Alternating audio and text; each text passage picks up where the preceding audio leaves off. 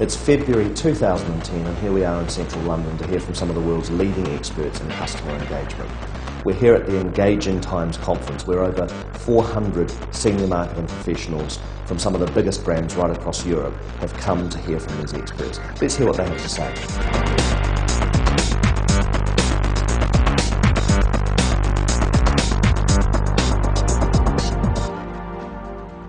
Traditional marketing, in terms of pushing outbound messages to consumers or people that you think might be interested in your product and expecting them to respond to that, the time is over for that kind of communication. What's going on now is the beginnings of a generational change.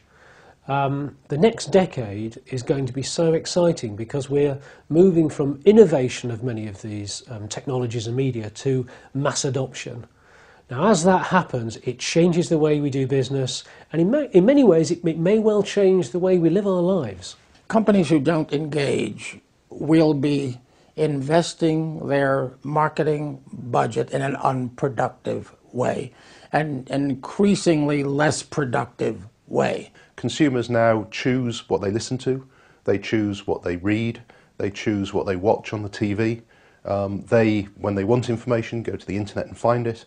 And they're going to trust peers and user-generated content more than they're going to trust corporately generated content.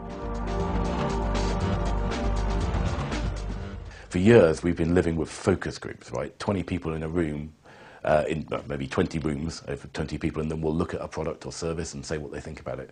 Well, now we've got a sample of, literally, like you say, billions of conversations. Alterian stores over 3 billion conversations on the social media landscape over the last couple of years.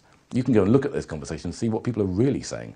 That's not a focus group where you're controlling the environment. That's how your product or brand is being perceived in the real world, and that's why it's important.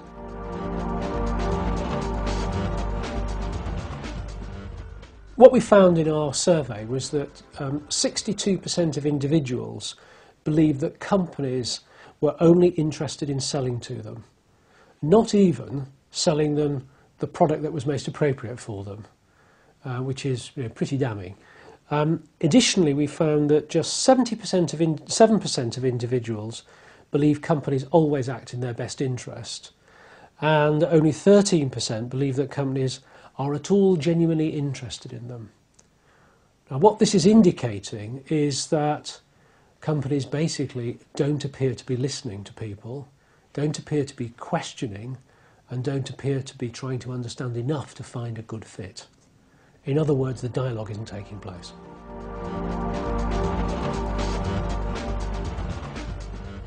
The first thing we built when we started the business was a website.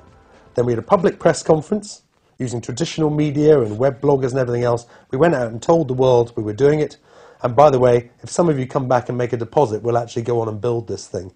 And we need to get $10 million in deposits. Let's get them going. We ended up with a website which has now got nearly 90,000 people on it who'd like to fly in the future. We've got 324 paid up customers, so half the first year's operation.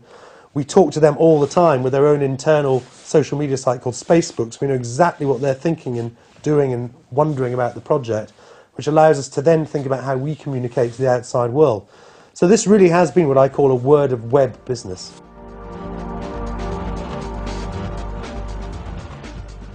Nike has led the way as one of the first to consciously, seriously divert money from traditional advertising to engagement with their customers and prospects. And they announced it back in, I don't know, it was 2005, somewhere back there. They said they are going to no longer follow what has worked for them so well. Can you imagine any brand advertiser who has done such a great job of building confidence with what we used to call brand advertising and endorsement by celebrities, sports celebrities in their case?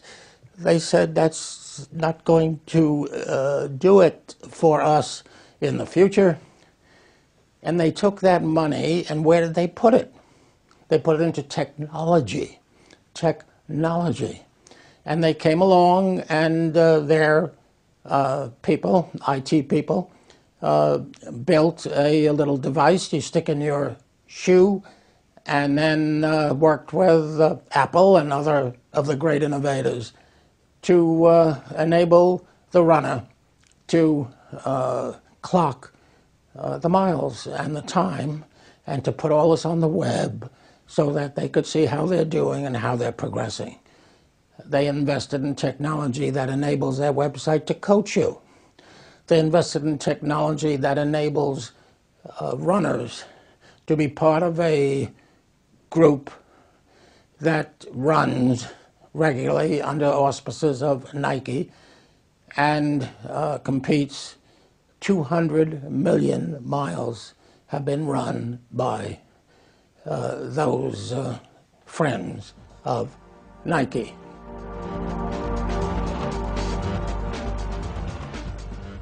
If you think about a newsletter that you might send out as an organisation every week, well, that newsletter's probably got space for 4 or 5 things you could talk about. Now, right now, a marketer using their skill and judgment will try and choose the 5 things they think are most relevant at this particular point. But how about that newsletter use the information about what you've been browsing on the website last week and your product history in order to give you exactly the information that you might be interested in? Now, that's going to be a much more effective communication. Maybe you'd bother reading that newsletter more than once a quarter if every time it came out, it kind of had things that were relevant to you. That's what we're trying to do with mass individualization.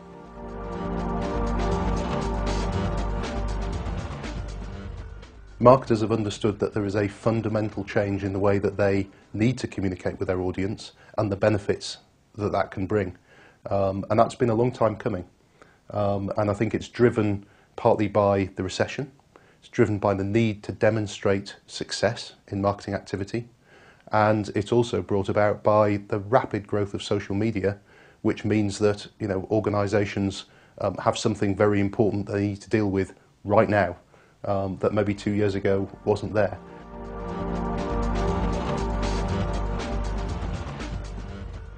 The companies that really get this right over the next 10 years are going to play a much bigger role in the lives of their customers. They will be far more significant as brands than they have been. Consequently, they will obviously be selling them more product, they will be more involved with them. They will obviously still be looking for new customers, but they're much likely to have very, very high retention rates. So we're likely to see companies that are built around providing very broad services to people that are all about being very, very close to the individual. Very exciting set of possibilities. Do you have the technology in place to get engaged? Because if you don't, all your brilliant ideas about how to listen to that customer, all your brilliant ideas about how to get that customer into some long-term loyalty program, all your brilliant ideas about how to cross-sell, upsell, new sell is going to have to be on hold because you can't do it without the technology. So thinking about all of the presentations that we've heard today and the interviews that we've done and conversations that we've overheard, there's one very clear theme that runs through everything today, and that is that the world of communication, the way people give and receive information, has fundamentally changed, and that's changed the rules of marketing. Any corporate marketing department, and in fact any marketing professional, needs to be now thinking in terms of customer engagement, and that's a very different game.